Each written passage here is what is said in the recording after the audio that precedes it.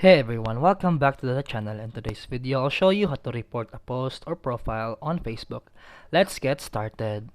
First, open the Facebook app on your phone. Then find the post you want to report. Then tap the three dot icon on the top right corner of the post. Then tap Report Post from the menu. After that, choose the reason why you're reporting the post, such as hate speech, false information, nudity or violence, harassment, and after that, tap Next. Facebook will review your report and may remove the post if it violates community standards.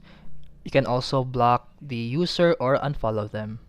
And also, to report a Facebook profile, go to the profile you want to report, then tap the three dot icon under their username. Then select Report Profile. Choose a reason, for example, fake profile, pretending to be someone, posting inappropriate content, harassment, or threats. Then follow the prompts and submit the report. And that's it for today's video. If you found this helpful, please like and subscribe for more videos. See you in the next one.